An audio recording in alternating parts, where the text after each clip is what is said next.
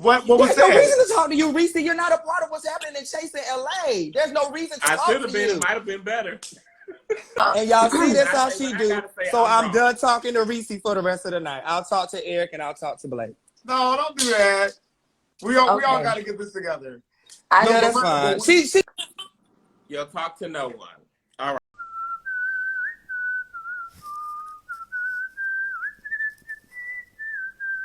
Blake crying. Blake, girl, we're not talking to you. Right, continue to keep the same negative energy. Continue, stay over there. Blake is crying because she know I love her for real. We didn't work out. All right. Oh! Shout out to everybody. I had fun. I gotta be good.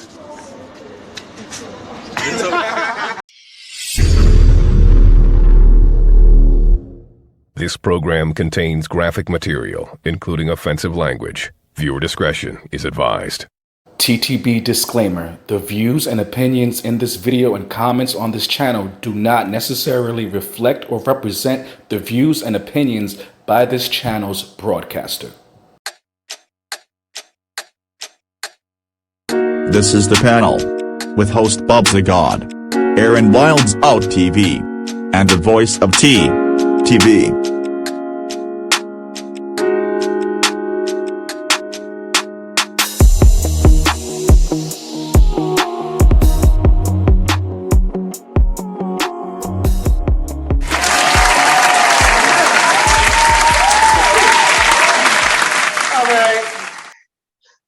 Ladies and gentlemen, welcome to The Panel. And as always, we have our host, Aaron Wilds Out TV, Bubs the God, myself, the voice of TTB, or as today I like to call, I'm a Stevie Wonder to the bullshit today. I'm Stevie Wonder to the bullshit. And we have a special guest, okay? He is an EP for the Chasing reality brand, Chasing Dallas, as well as, Chasin'Chat. Can we talk about, first of all, congratulations for doing Chasin'Chat. Now, and the retreat. We can't forget about the retreat. Mm-hmm. Now, Ressie, girl. The name that they love to say. Oh yeah, my fault. I was supposed to say that. I was supposed to say that for you. It's Ressie G, not Cardi B, but he still gets to that money. Okay. Ressie, so last night, oh my God! After last night's debacle,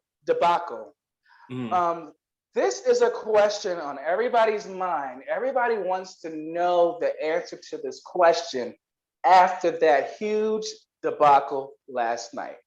And the question is, Ressie G, you're in the hot seat, okay?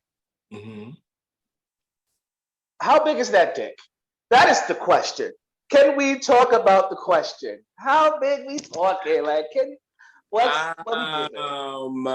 I would say mine is about, I got boyfriend dick, so like 7.5, 8. That's good. Average. Oh, wow, he really answered that question. I'm gagging. Listen, no question is off limits. No question is off limits. No question. Okay, he did say that. Now, speaking of Chasin'Chat, what made you want to launch a talk show? So, funny thing. So, I had went live on the Chasing Reality Instagram, and it was me, Troy, Trey Howard, and I believe Cameron. And after that, Ondario had always wanted to do a talk show, but we wanted to do it he wanted to do it like in the studio with all this stuff and, all the glitz and the glam. And so after we did it, he downloaded it, broke it down. It was like, what do you think about us doing a virtual situation like they do on Fox Soul, like they're doing with everything since the pandemic?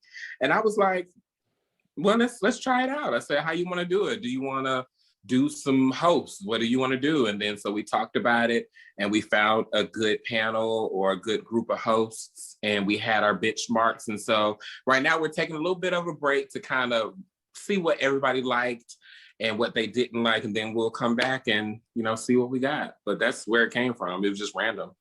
Now, speaking of the host, you guys have hired the lovely Miss Shauna Brooks, but not everybody was a fan of her coming onto the show. One specifically, media personality, what's his name? Jerome Trammell, is that his name? Am I saying his name correctly? That's correct. What do you really think is his issue with Shauna Brooks being on your show? And why did he throw so much shade at you? Well, I think that it's more so when I reached out to him to cast him for the show, I asked him, you know, hey, would you be interested? You're very controversial. He wanted to be on Chasing Atlanta. I had heard talks of him being on Chasing Atlanta, but he just honestly wasn't a good fit for Chasing Atlanta. Why? No shade, just what it was. And so we was like, well, what about him for Chasin'Chat? And I was like, okay, well, let me reach out to him in a DM, got his number, we text back and forth. And it was this disdain he had about Shauna being a part. I've known Shauna for years, and I thought that she would be a great addition simply because of her opinion on things. See, people see her as what her social media presents, but she has very strong opinions about certain things. And so when I mentioned to him Shauna would be a part, oh no, I'm never gonna be a part of anything LGBT with Shauna. She's transphobic and she's this and she's that. And I was like, okay, so let me ask you, the pivotal question that I asked him was, do you think that the Shauna Brooks brand outweighs the Chasing Reality brand to help you progress? And he said, yeah. I said, all right, well, you have a good one. I wish you the best. Because what I'm not going to do is have somebody a part of the brand that's not 100% standing behind what we stand for. And you may not agree with her and her views, but at the end of the day, it's just somebody that you work with for maybe 2 hours a week. So he could stay right where he at, over there in Fox Soul, doing what he do, and making shady comments. Wish him the best. All right, that was all right. Okay. Now, as I mentioned to you earlier, we love our thick guys over here. You know, we have a resident thick guy, Aaron VanZapp TV. Now, Aaron is always on Beagle Live telling us that he cannot see his dick underneath his fupa. So, can you see yours? Yeah, well, you know, when I drop my whoa. Yes. Ressie, yes. Hold you say on. that. Hold on, baby. You say that. Never said that bullshit. Who said it? Bubs, you said it? I didn't say nothing. Somebody said it. Somebody said it. Keep going.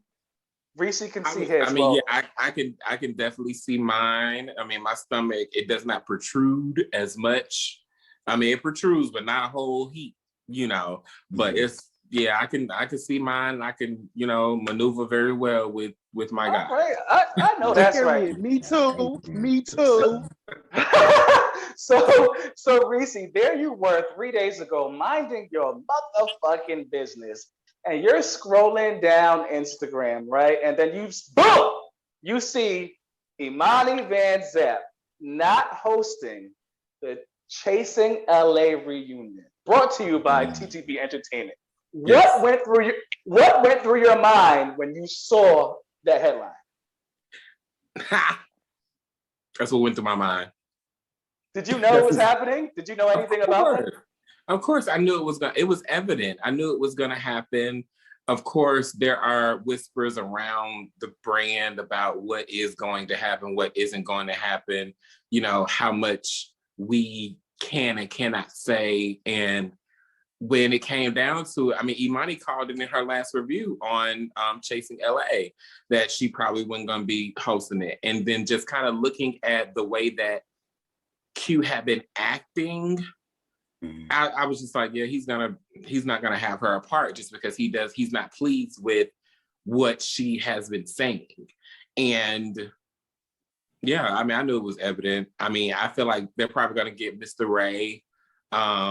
They may get some celebrity. I mean, at the end of it all, it's just do the job for the reunion. It doesn't matter. As long as y'all get through it, as long as if there is a fight, de-escalate and get through it, or you're gonna be laughed at and looked at like all the other reunions of Chasing Atlanta where they couldn't get through them, you know? Well, sir, last night was Mm-hmm. Out of order. Out of motherfucking What part? order. Please, what part? What part was?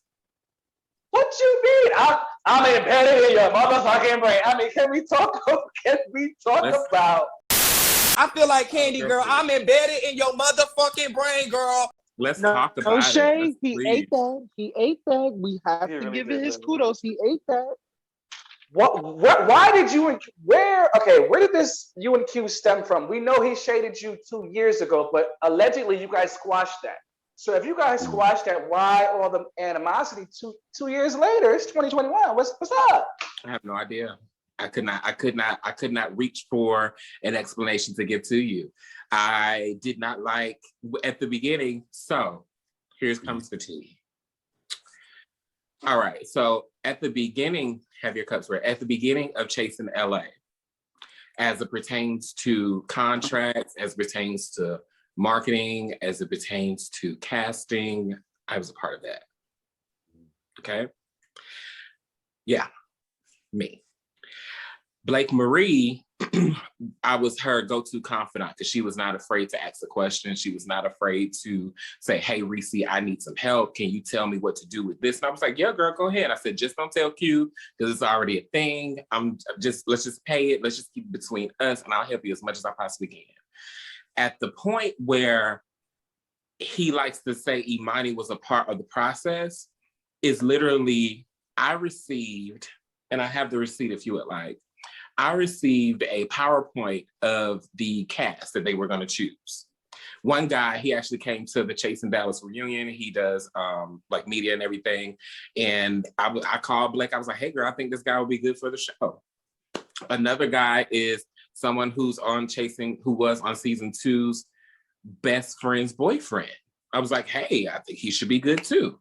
And so I recommended, and I'm all in support of Chasing LA, right? I am honored and I'm happy that he made it known that I am not a part of it because And so when it comes down to it, I helped direct the reunion of Chasing Atlanta. We got through it. It was a beautiful reunion. We had a sidebar and I was like, you know what? It's really nothing because the rift that we had was because me and Blake were getting close. And it's the drink for me.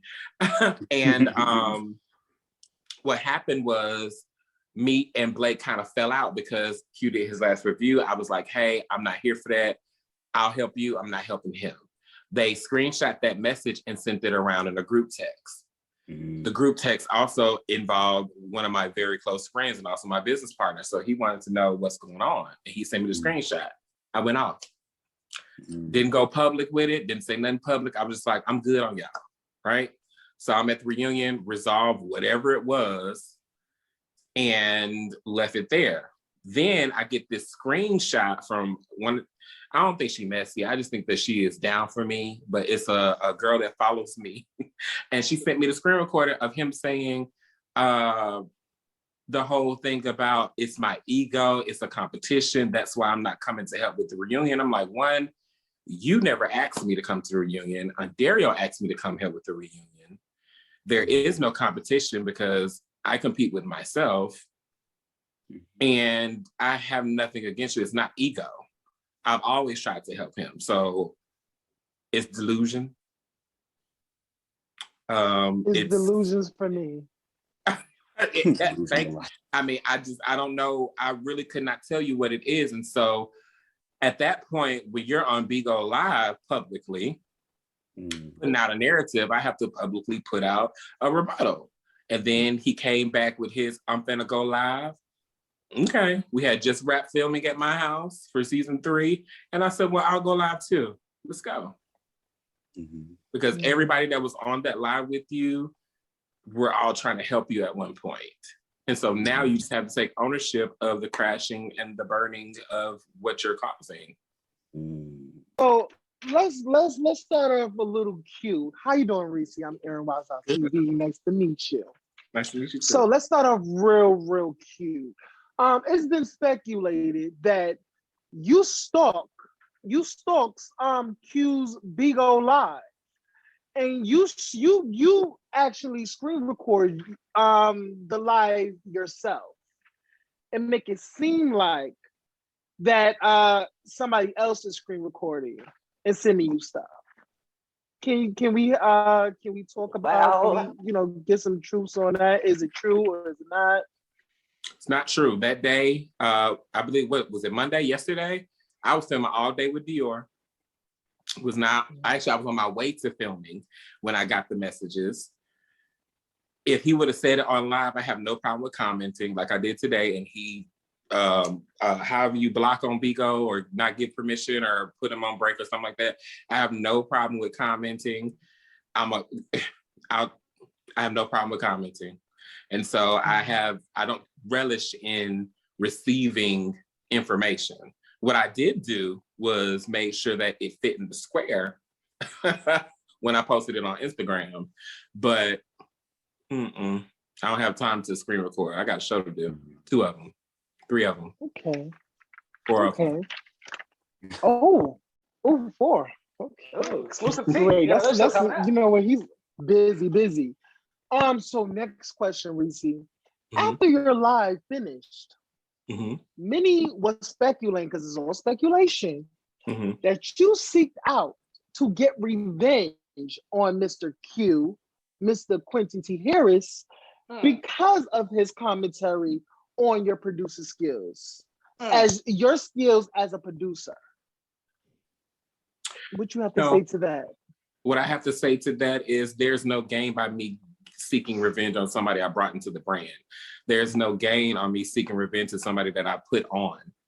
There's no gain to me seeking revenge at all from anybody. So as it pertains to Q as seeking a revenge, I'm not finna hold hate for 2 years.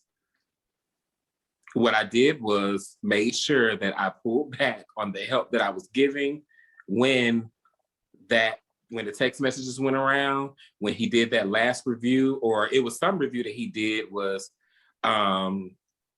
it's something that he said along the lines of, I would never go live like Ressie going as an EP. Y'all stay tuned. All of that he was given. And then it was something else that he said like, episode, whatever it was, or AKA Dragon Ressie G. And it's like, what you're expecting from Imani right now, which is to be on your side and to, because you've paid her not monetization monies. Let's be clear, because I commented that. So nobody has gotten paid for monetization monies. What you tried to do and what you did was you paid Imani a little $50 here, a little something when she did her reviews, because you wanted her to be soft and go soft on your production when she's still gonna be honest. On top of, you see all of the critiques before they go into edit.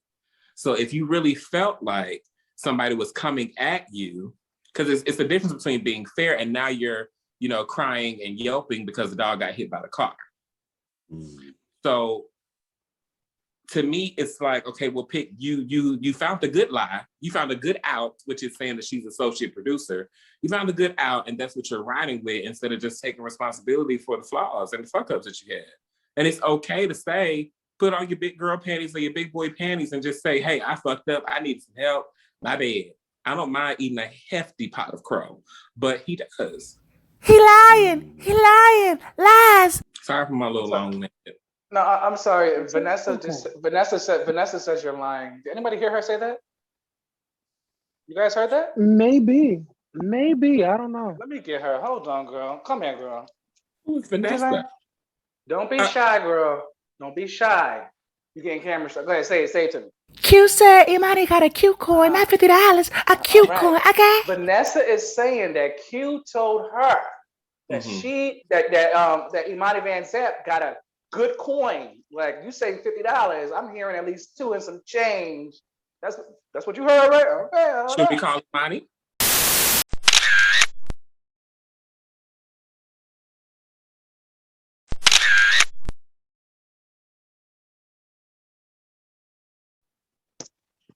Because I mean, you can. Let's hear from the horse's mouth. All right, Aaron, what's your next question, love? Okay. While we get Imani on the line, on the horn. Listen, one thing that y'all will know about me is I don't have a reason to lie. I don't lie. And I'm gonna just tell you straight up what it is. If she responded and say she free, because I asked her today, and she said, and plus I know when the checks come out for the monetization, I know who's all getting percentage from Chasing LA. Come on. Okay, I'm happy you said that now. Okay, well, hold up. Let me be serious for a minute because I've been keying with this wig on. Okay. So I'm sorry, Aaron, but the Chasing LA money, why doesn't the cast get paid at all? That's a question for me. I couldn't answer that question. I can tell you why Chasing Dallas doesn't get paid.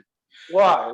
Why do any of these shows not get paid? What's going on? Well, main reason is we're not making tons and tons of money. I can only speak for the shows that I'm over. If I was making tons and tons of money, if I come into production with a production budget, then of course I would not mind paying the cast for what they do. But in turn, all the money that goes into funding these shows come out of my pocket. I have had some losses. So I mean, you know, when we got to go to a venue or we got to get ready for a reunion or something like that, I have to say light bill, reunion. Which one we gonna do? I literally just ask the cast to show up. I don't ask them to, and of course there's requirements within the contracts. She can take back in. Of course, there's requirements within the contracts as to you have to present a product. I put a new clause in there this go round of if you do not present a product this season, you will not be a main cast member. If you don't present it, then I will create one for you and I'm taking 70%. Because you're not gonna come on this brand, you're not gonna come on this brand and then try to bash production when all we're doing is trying to push you to be successful. We have thousands and thousands of people across the world that watch these shows that want to see us all progress. What's your problem? That's why I was so emotional at the reunion season 2 is because I was like, so y'all did all of this shit just to come here and read me when you still ain't put out no product, you still ain't made no money, and you reading me is gonna help me with my refinement. So, yeah. So basically what you're saying is like, so what you're saying basically is like the payment is just the exposure. Like we're exposing you, we have the platform, we have the reach, and we're just giving you the opportunity to also tap into that reach is what you're saying. I would say not necessarily the exposure, but the branding that you're receiving from the show. Right. Because if you brand right, you can put out a cell phone case for $1. And if we're bringing in 100,000 views, that's your opportunity to make $100,000. If you're not pushing yourself, I cannot beg you to do that. I sold a book last season. I did very good. I mean, I ain't make no millions of dollars, but it paid some bills and I got my money back. And so it's all about because I made my ads. I made sure I pushed it. I made sure I did my scenes for the photo shoot. I made sure I showed the process because then people invest in you and then you get to sell some stuff, you know? And like I tell all of them, you don't have to have this, you don't have to sell a car. You can go and get a wholesaler and sell some glasses. Go get a t-shirt, go get something that people would want to buy. But what they don't understand is the main part about it is if you brand yourself correctly, if you're not a t-shirt company, people are gonna buy from you because they like you. Right. And I have these conversations with everybody. I've been in the industry almost 15 years now. So I know a thing or two. And so it's like, what's your problem? You want the clout and you want the popularity, you want the DMs to light up, but you ain't trying to make no money. So with that being said, with all you just said, and you said about the people that attacked you at the reunion season 2. Now I remember Dior was the person that attacked you. Trey Howard was a person that attacked you. Wouldn't you say those two have push product on the show?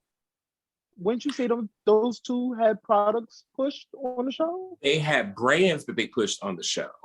I would say tangible product. Trey Howard at the time, he had Howard's Closet where you can go and purchase, so he reaped benefit from it.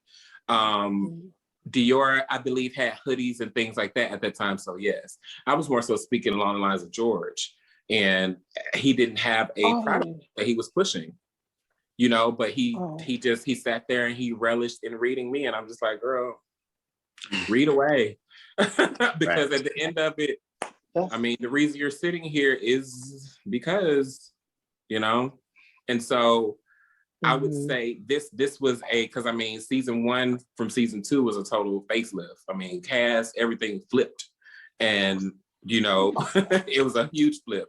And you have to always best yourself, which is why I don't compete with others. You feel me?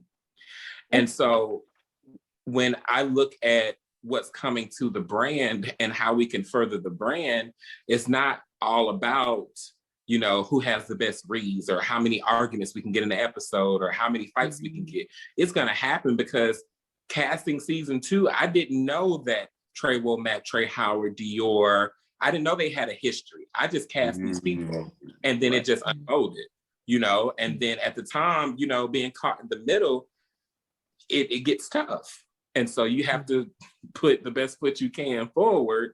But I mean, if you want to just read me all day, I have a method to all of my madness. This season, you'll see regular Ressie, in a way, Atlanta Ressie, because I mean, not too much shit is passing, but Okay. My next question. Do you feel like your past issues with certain cast members plays a part in why Q didn't want your help with the season? No. With the Chasing LA? No, because as he's always said, I love Ressie. I love him. He's my brother. He helped me with so much in the city. He helped me navigate the city. So either he's telling the truth to the public or he's lying. One or two, no in between. Me helping him out with the reunion, he simply, I believe he likes the regentry. He likes the ownership. He likes the glamour of being this title. And it's nothing wrong with that. It's nothing wrong with that. But don't put out a narrative of one thing when it's something else. Now, I can't confirm that for sure. I'm just looking from the outside looking in and his actions. But I don't believe that, because I mean, he saw, how I give it up when it came down to the reunion of Atlanta. Hey, we're not doing that. Let's get this done. We got 4 hours up in this video. Let's get it going. And it was a respectable environment. And the girls know exactly what, even when it comes down to the Dallas cast. Okay, you may not like me when the cameras is rolling, but when it comes down to this business, what it is, So if he did let past experiences and things that he had heard affect that, it's unfortunate. But wait, what about the people who might say that, Ressie just wants to be on every show, he wants to be a part of everything? Like, why would you want to be a part of Chasing LA? Like, you already have so many shows and you were able to flop. Like Chasing Dallas season 1 flopped, and you were able to handle that flop by yourself. You saw what was wrong, you saw what needed to be fixed, and then season 2 you came back with a smash. So some would argue, why not let Q go through the same thing? Let his ass flop for season 1. He can look back, see the kinks, fix it, and then come back stronger for season 2. Why does Ressie G have to be in every single thing? Well, I wouldn't say that season 1 flopped. The views were great. It just was a lot of things that came along with doing season 1. People didn't see it as entertaining as season 2. So, I mean, the views spoke for itself for season 1. Ressie G does not have to be on everything. Ressie G just cares about this brand. So Ressie G is going to do what needs to be done to help the brand continue and to prosper and to grow. Ressie G is on these shows because I'm going to benefit from the work that I put in. I don't have to be a cast member on every show. I mean, there's some things coming up where I'm not a cast member. Y'all see very soon. But at the same time, if I am in a place where I can reap benefit and progress myself by being in front of the camera and being behind it, I'm gonna eat it up. And if they want somebody else to be on every show, step your pussy up so people can be entertained by you. And let's go. But if you cannot, and this is me being very vain and I apologize for it, but if you cannot work as hard as I have for the brand and be able to be in part with it, leave my name out your mouth. I think that Q should have been a cast member on Chasing LA. It only made sense. It would have been so much better.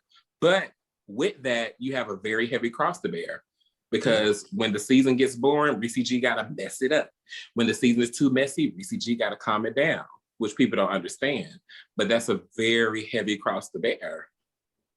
So okay. So with that being said, you know, with the whole Q, all he wanted was the ownership, right? Let's speak on that.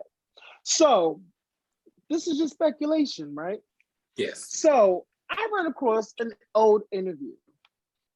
One of the cast members, namely Gardini, saying, you know, going through, he commented, and it just sparked something in me to like say this to you, that maybe Q feels like this too.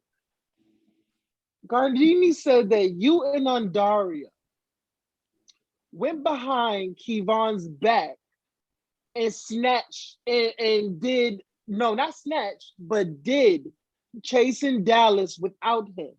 Didn't give him credit, didn't pay for it, didn't even bring him in on it. He had no acknowledgement of Chasing Dallas until Gardini stepped forth and basically said, oh, no. Y'all won't do that to my friend. So my question to you is, do you think that experience hindered Q for even acts like wanting to deal with you and wanting you to be a part? Because maybe he feels like you would take over Chasing LA and basically take it from him. What do you have to say about that? So that's a two-parter, so I'll answer in two parts. Q is not a weak-minded person.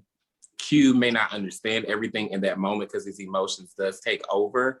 And Q is like your little brother who it gets mad and throws a tantrum, and then he may not be able to digest everything, but he's not a weak-minded person as to where he would let somebody overrun what he has going on. Right?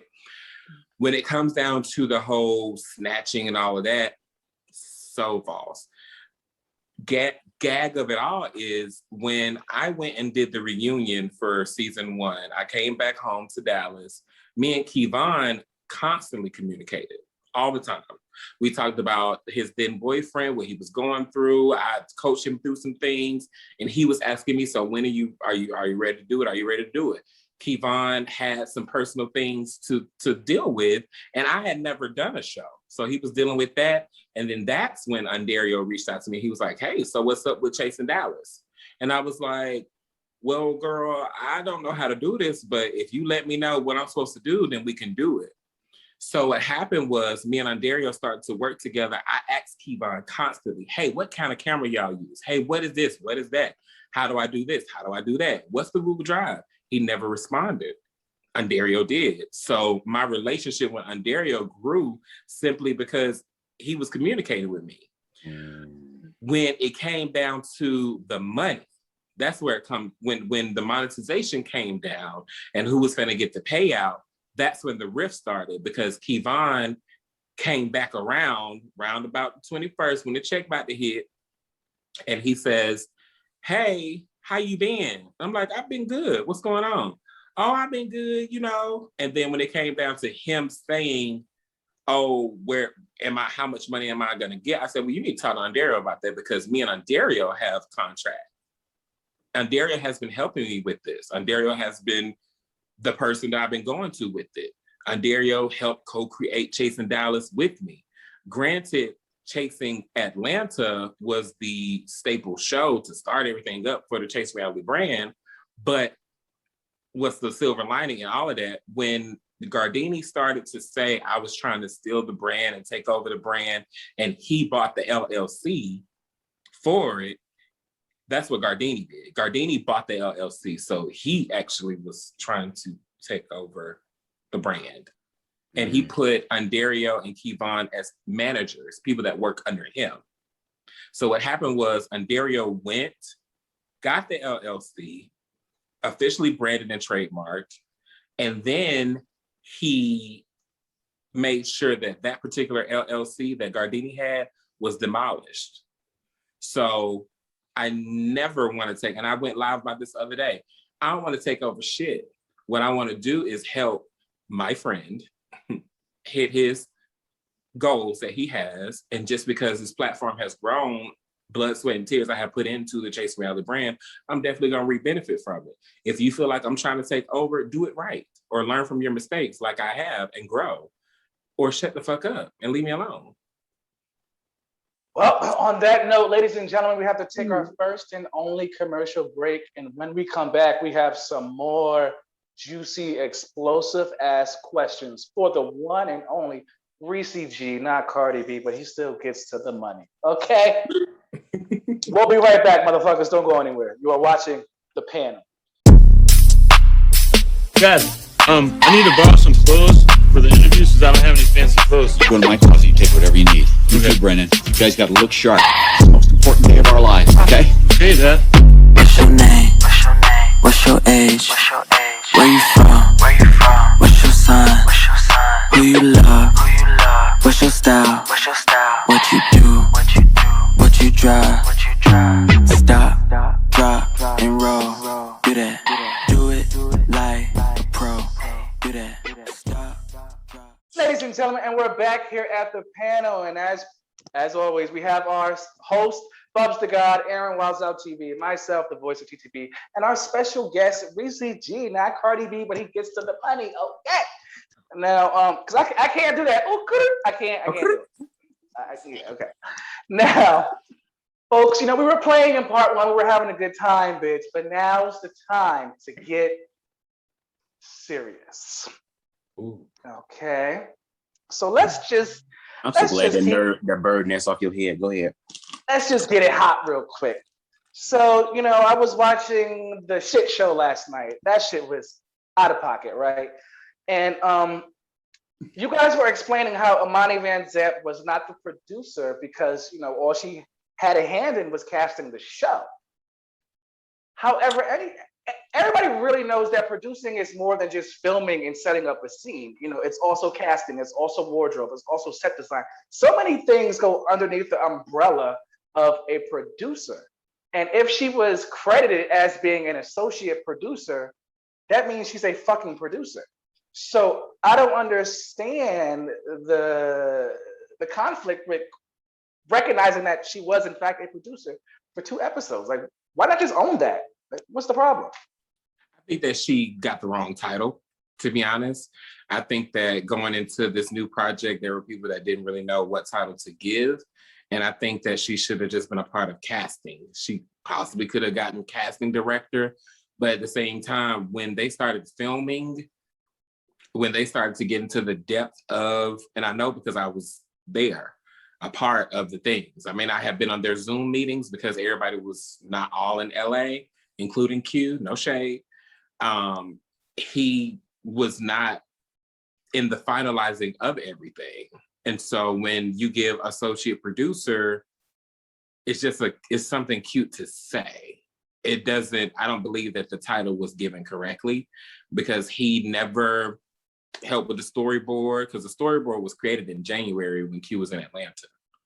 The storyboard was not created in 2020. Okay, so let me just say this real quick before I pass it, to Aaron. Let's say I was working on your show, right? Mm-hmm. And I helped you pick out the cast, right? And I'm not Imani VanZapp of Chasing Dollar Season 2. I'm Imani VanZapp now. Like, I have 500,000 followers on TikTok. Everybody knows me. They respect my opinion. My opinion has influence today. Mm-hmm. Now, I'm picking your cast members, and I somewhat have my hand in your pot, in your show.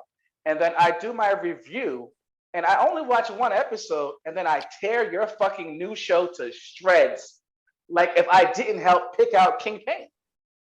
I helped pick out King Payne, and yet I say on my review that they only picked King Payne because they couldn't find Armand Wiggins. Like, to me, that's bullshit. Like, why would I do that? And how would you feel if that happened to you on your show? Well, what I would do is I would ask, why did you say that, prior to having the edit added into the episode? And then 2, what I would do is figure out if this person is so much of this associate producer, then she should know exactly how this person is acting on the show. Imani never was there for filming. Imani never got to know these people. Imani never had conversations with these people. And so when it came down to just, oh yeah, I think he would be good. Oh yeah, I think he would be good. Oh yeah, I think he would be good. That's literally what she did. That was it. When it came to the final phone calls and emails and having a Chasing Reality email address, because when you're officially a producer for a show, you get your at my Chasing Reality. You know, we make sure of it. When it comes down to all of that, it never got to that point. So when the critiques came or the assessments came, were they a little harsh? Possibly. Do I think that he should have took it the way he took it? No. Only because, I mean, she was introduced on Dallas and she tore us up. You know, I mean, of course people were butthurt, but what, all the cast members that felt some type of way, I know Ariel for a fact, she called, she had a conversation. And, you know, at the end of it all, I saw the critique that she gave about me. I saw the critique that she gave about everybody else. And the edit was actually a cause of effect, or was a cause and an effect of when me and George got into it, because he felt like his name tag shouldn't have been shown and all this stuff. My thing is, I mean, yeah, associate producer, that's cute to say, but at the end of it all, if you're the EP of the show, you can say yes and no to what goes into the show. Yeah, you can't you can't equivalent it, because at least with you, number one, she wasn't the Imani that she is now. She has a lot more influence today. You know, the Chasing Dallas season, we didn't give a fuck what she said, to be honest with you. Maybe the cast did, but I know us viewers, we didn't give a fuck because we didn't know who the fuck she was. And also, at least that was season 2. You already had a season 1. You know what I'm saying? This is Chasing LA season 1, and it's the very first episode. Why not give the episode at least, I don't know, 3 to 4 episodes before you, like, she went ham on that first episode. Did you watch her critique? I did. I watched the critique, everything. Huh? Also, let me also add that. Did you feel in that live with you, Imani, and Blake? Did you feel like Imani backtracked on some things? Like she backtracked a little bit on some because in the beginning, when y'all asked her about when Q asked her about casting, she said yes. But then when Q asked her, she said no. But when Blake held her to the fire and said you was involved in casting, she said yes again. She said yes because Blake held her to the fire. Eric, did you not have a hand in helping pick with cast? Yep, you gave me a group of people, and I said these two. Okay. Well, let me. No, because I wanted to be like yes or no, because I had a couple of questions. Did you help with casting? No, I did not. Somebody ain't doing the math right. Was Eric involved? Would I say was Eric involved in the casting process? Absolutely, because we did sit down and have that major meeting, and where we were all talking about the casting and everything like that, and we all came together and we decided, I think, about like 8 or 10 people at that moment, and then maybe Q, I think we might have added like 1 or 2 people at the end or something like that. So that's why I'm like, do you feel that it was intentional? It was intentional on Imani's part. I don't think. And that was when I opened up the live. I said, I want to know, why would you say it's me and an ego in a competition, and why do you think that there's a vendetta against you? I don't think that Imani would voluntarily have something against Q, because I mean, we look at Q like, and I mean this in the nicest way possible, like a baby. And so we have to coddle Q. So I mean, it's more than just conversations that are happening on lives and everything like that. It's just that Q at times just needs to be quiet, honestly. And when when you look at the casting piece, was she a part of casting? Technically, yes. Was she a part of production as far as what these people are doing, how the story's laid out, the storyboard? No. So I would not have given her associate producer. I wouldn't have given her any type of producer credit at all. She would have just been in casting, and that's just it. But even when it's like, okay, well, you had a hand in choosing these people. Yeah, but you don't know these people until you see them in front of a camera, because they're totally different in front of a camera. I would have not, I mean, honestly speaking, when I got the list of the people, I was surprised because I helped choose a couple of them. And I was surprised to see how they act on screen. Like, it's different from what the idea of what was initially given, you know, and you don't know until they're in front of these lights and in front of the camera. So, I mean, I don't think that anybody's out to get Q.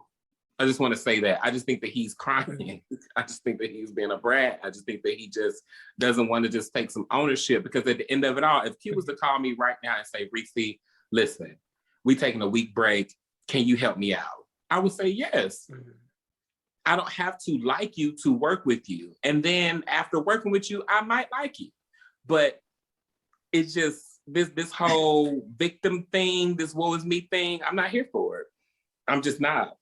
But to Aaron's point though, why do you think Imani was like, yes, I did help with the casting. No, I didn't help with the casting. And then, yes, I did help with the casting. I think it was how it was explained, honestly. I mean, I was a little high last night. I was a little inebriated, so, you know, excuse me. But I think it was when you go into the idea of, okay, did you help narrow the search of the people? Yes. Did you finally say, yes, I want this person on the show? She did not say that. So I guess that's where I guess there's a lot of technicalities and everything, but. So do you feel that Q is just responding in the way that he's responding because it's kind of like his passion project, and whenever there's any critiques, whether it is something that actually helps you or if it's something that's, you know, on the side of slander, it can still feel like a personal attack? Do you feel like that's what's happening with Q right now? Most definitely. I think that Q feels like every critique that comes his way is personal, because there's a lot riding on this. Before they aired, there was a idea of LA is going to be the show. It's going to be so fabulous. It's going to be this. It's going to be that. Boom, boom, boom. All these things. And then when we get here and he's not getting the adoration that was expected, that hurts, because I'm not going to sit here and lie to you. I mean, going into doing a new show, going into doing the retreat, going into doing Chasin'Chat, doing Chasing Dallas, you have to condition your mind not to look at the numbers, not to look at the comments, and be prepared for whatever they say. And then I got okay with being the most talked about negatively, because it's like, okay, well, at least these are my babies. I have to keep them safe. I was okay with that. And so I do think that his feelings are definitely hurt, because ego plays part in emotions. And so instead of saying, hey, I need some help, he's going to say, I'm embarrassed. I'm going to do this by myself, even if that means not doing it well. Okay, so you're honestly going to sit here right now and tell me on this interview that during last night's live that the energy didn't switch up? Because when it was just you, Blake, and Imani and Blake, they were like fiery. Boom, boom, boom. Now, when Q hopped on that live, you were the only one who kept the same energy. But them other two, they went. When you act like a big dog and you got your shit together and you act like you've done this before and can't nobody tell you this and I'm gonna do this and I'm gonna do that and I don't need so-and-so's help and I've done this before and this angle here and do this and walk up, then you don't need nobody else's help. You don't need nobody else's input. Matter of fact, everybody else's input doesn't matter. No. So a lot of that was, hey, Q was, hey, I got this. I got this. Don't worry about it. Like, that was it, Third Trap. That was it. That's all I did. I didn't do anything. Like I said, and I'm gonna stick with this. The show was produced from San Diego, and that's where y'all should really put the pin in it. Put the pin in that. Put the pin right there. Put the pin right there. 1 hour later. You're right. It's true. You're right. It's okay. It's okay. She confirmed it. It hurt because I saw what was the frustration that was starting to build. Because at a certain point, it was like I was hearing from we talked, then I heard from just Marie, then there was nothing. And it was like there was frustration with what she was feeling, and then it was just nothing. There was silence, literally radio silence for months. I didn't know anything. Because I'm not the person to be live and doing live and letting the public know. Marie's crying because she know I love her for real. Yeah. Period. I don't care what nobody. It's 400 people in this live. I think it's because they care more about him personally than I do too. And so they know how things hurt Q's feelings. Like Q is the type that will be wrapped up in emotions. He thinks within himself. He may cry about it and all that. So I mean, maybe they gave him a little leeway, but I'm gonna say what I got to say regardless. And I think that they probably went a little light on him. They shouldn't have, but I mean, hey, I still don't think. I mean, when she being Blake voluntarily walked away, nobody reached out to her except for me. Because Eric or Imani and Derek, the other guy, didn't even know that she had walked away. I told Anderia, I was like, make sure this girl get her credit. Because at first she wasn't gonna get it. Because if he so passionately was so connected to her personally, she should be back helping the progression of the show. She's not. And like, you know what? Let's get on Miss Blake Marie. Because I have a couple of questions to ask you about her. Let's open this motherfucking Rolodex up that I have in front of me. How do you feel about a former producer on Chasing LA? I don't know if she's still on there or not. Rachel. Mm-hmm. Now it's on Big O Live. There was said that Blake misgendered Rachel and was very, very transphobic towards her. How do you feel about Blake's transphobic comments towards Rachel? I believe that Blake does have, when she gets angry, she says a lot of things that are out of line. I think that she does have at times a lack of education when it comes to the community, even though she is a part of the community. She's lesbian. A lot of people don't know that, but she is a part of the community. That particular day where everything happened with the whole misgendering thing, it had been, from what she said, I was not there, so this is alleged. From what came out of Blake's mouth to me was that, they were filming the scene with Kaylin Allen, and it was her, Rachel, Jeremy Copeland, and Keelan. And she, arrived on set not dressed professionally.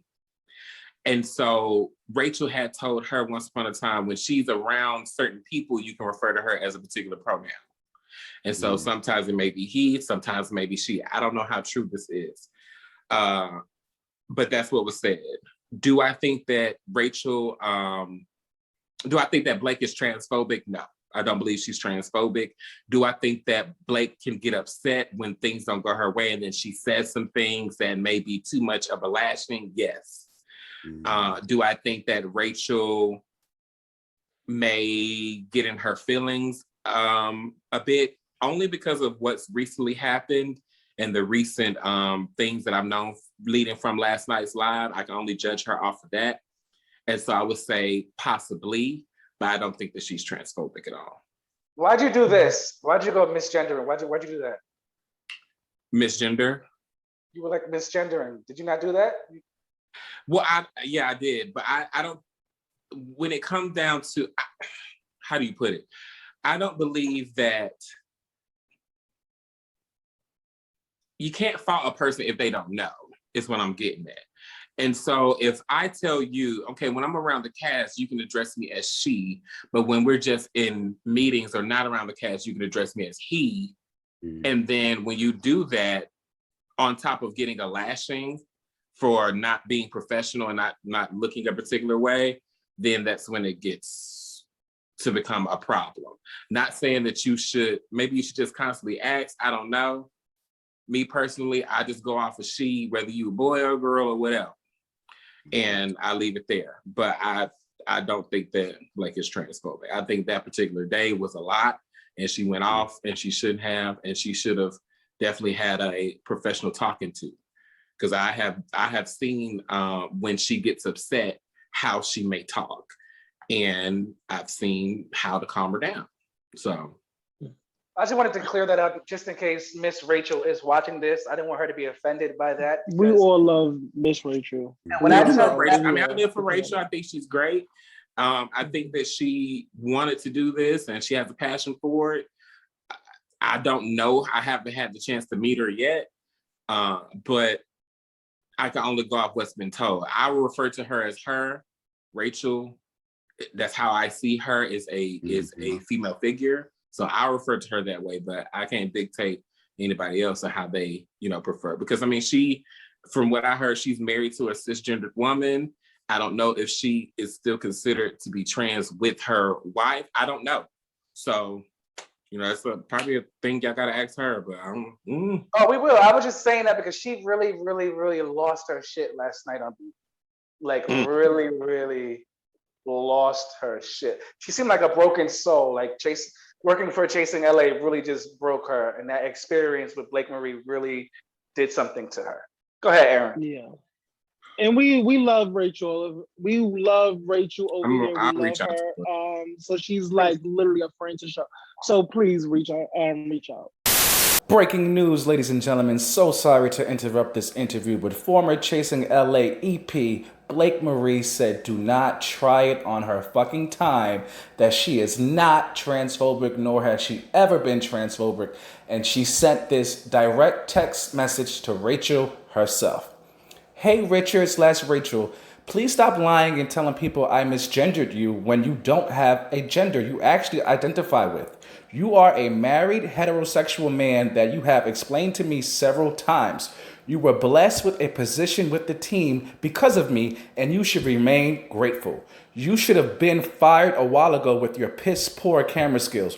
When you decide to transition, make sure you let me know. I'll get you your first pair of heels, and you will actually be referred to as a she. Oh my God. I cannot. Anyways, back to the interview with Ressie G. Okay, so speaking about Blake Marie's professionalism, because Miss Blake was on the live. She before Q even got up there, she was giving a lot. She was giving a lot. She was putting on stunts and shows. She was giving stunt queen teas, in my personal opinion. Okay, so speaking about professionalism, one of the cast members was quoted that in her professionalism came into question. One of the cast members is quoted saying that Miss Blake Marie was 2 hours late, used an iPad with no lighting to his event. Showed up 2 hours late to his event with no lighting and an iPad. Oh, so, he did say that. How do you feel about Blake's questionable producing? I think that with the leadership that she was given, she did the best she could. I do not agree with arriving to set 2 hours late. My team does not do that. I do not agree with not having adequate equipment. So there's no way around that. Right is right, is wrong is wrong. If you producing a show, you're supposed to come there ready. But the same can be said about everybody else on the production team. I mean, it hasn't been just hiccups with her. I mean, there's been hiccups with everybody. And I think that as a unit, there should be a come to Jesus. Because I mean, you can ask CJ, and you can ask Roger, you can ask Cameron, Haley, and Tamar. I am not the nicest when it comes down to having to get this shit right, because it's gonna come back on me, not y'all, And then when y'all came to do the show, y'all want to progress. So I mean, you're not gonna come here slacking. And so when it comes down to that 2 hour thing, I gagged when I got that. I heard, I trust me, I know who it was. And the thing about it is that's wrong. And I think that they could have just pushed back the time. If I know we're going to be late, we send out a quick text or email and say, hey, we're going to push back an hour so that we don't have that being said, like production arrived 2 hours late. I ain't on time all the time, but you know, that's not good. Now her producing, her level of production or being a producer, I would give her a higher rating only because she wanted to do this. She had a passion to do it and she cared about it. She had even reached out to me in 2019 asking to, you know, remotely assist me with Chasing Dallas season 2.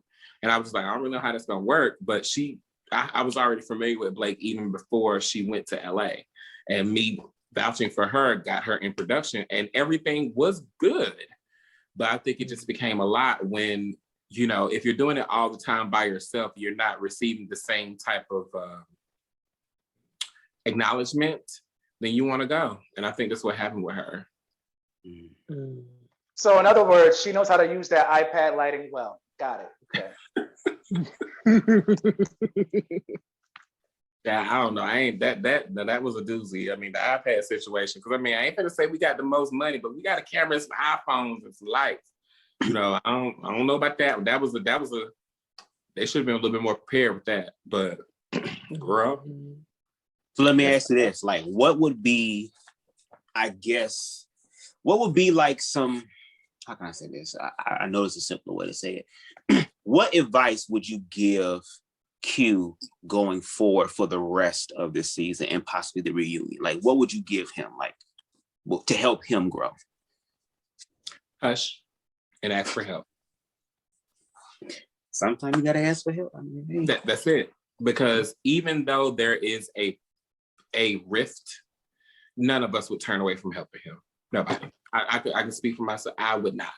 If he was to say, and I laid out my stipulations about being a part of the reunion. See, Q never asked me. And Dario was like, well, girl, do I have to pay for you to fly to the reunion? I said, I don't care. I said, somebody got to accommodate me for something because this is going to be a lot of work just because of how the season looks. Right. But I feel like Q, and I told Q at the end of the Atlanta reunion, I said, if you need some help, let me know. That was it. Yes, so I did. Why not accept his apology? Because he apologized like 17 times yesterday. Why not accept his apology and just move on? It's accepted. I moved on. I was just addressing what he did. A child still needs a whooping. I addressed what he did, and that's just it. He did wrong. He did unwarranted wrong. I hadn't talked to this child ever since that Bigo Live when he was trying to tear me up on his Bigo, and he wanted so publicly, Ressie, are we good? And I'm like, yeah, we're good, because we are. I don't care.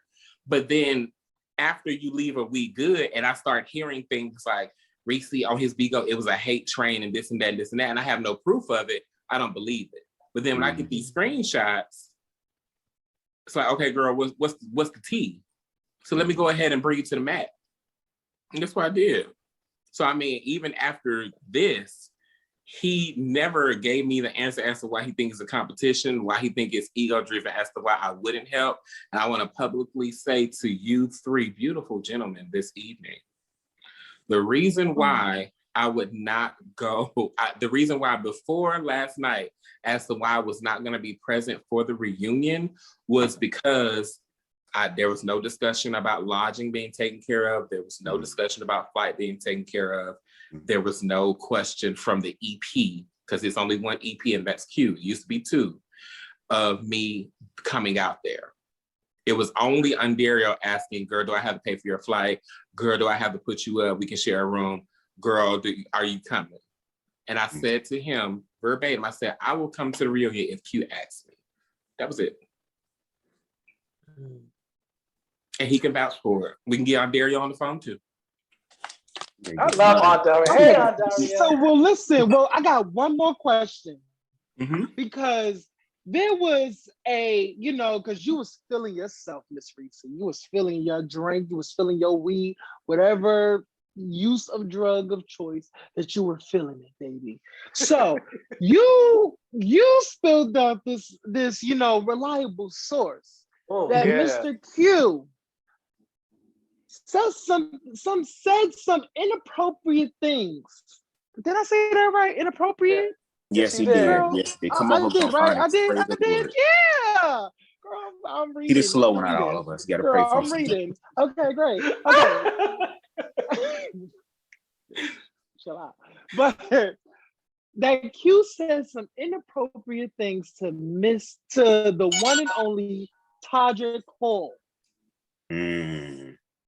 So, and then, Todrick Hall wasn't feeling that. And basically, you said out of your own mouth on that live that Todrick Hall want nothing to do with Mr. Q, Quentin T. Harris.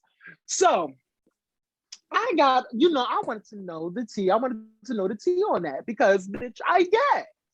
So,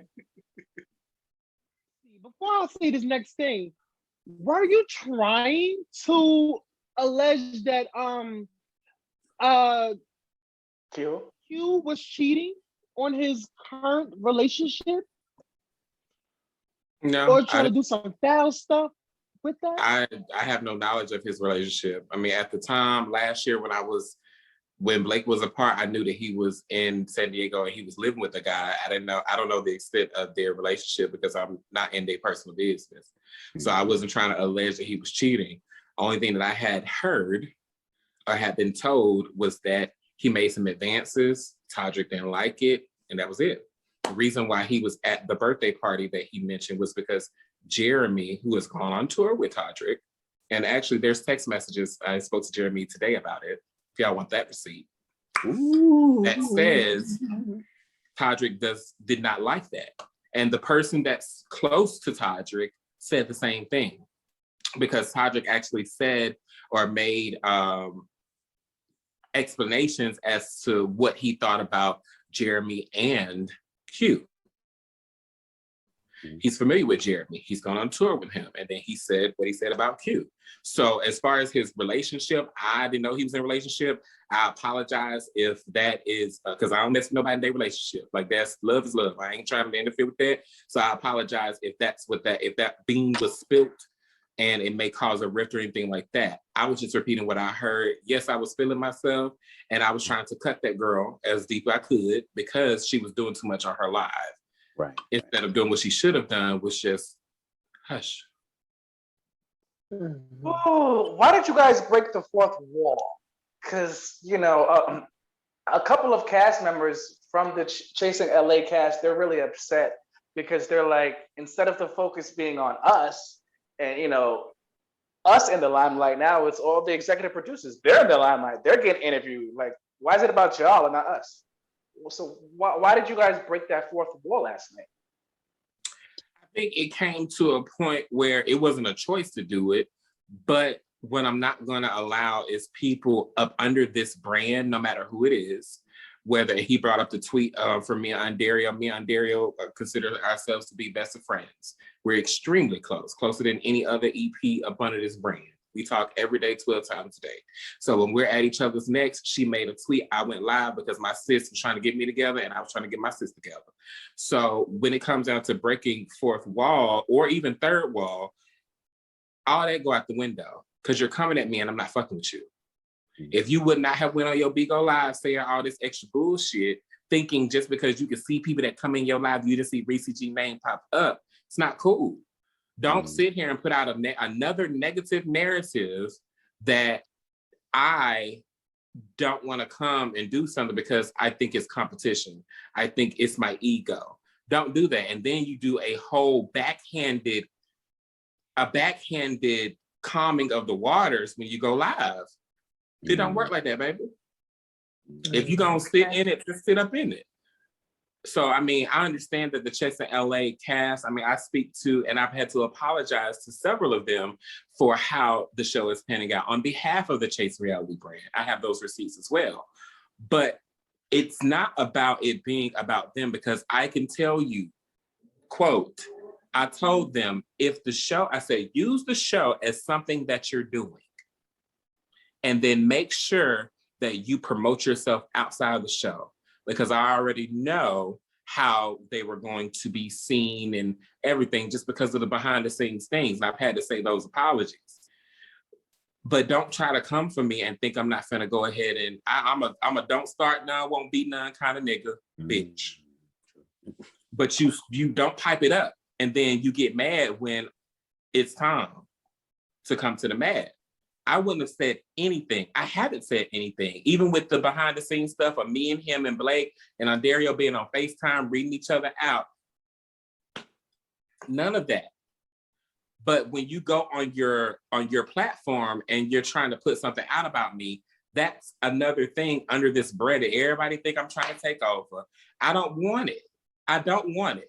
If anybody can come and take Chasing Dallas and do what I have done or better, you can have it. I will gratefully sign over everything. That goes for the retreat, that goes for Chasin'Chat, that goes for other projects. You can have it. Because I've had my time in the sun. I spent 11 years in Atlanta as a stylist, and I was at every party, even some of them where I met Q at and I put him on with celebrity clients. So I don't need all that glamour. This brand is about showing us in a way that mainstream media does not. And so if you're gonna get in the way of me doing that by trying to smear my name when I'm working very, very hard. I wasn't there day one, but I was definitely there for day two, since day two.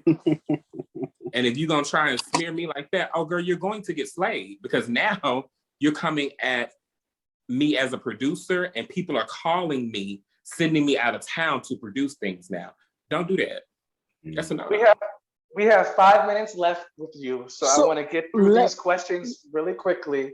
Number one, really quickly, who was your favorite cast member on Chasing LA? Pick one.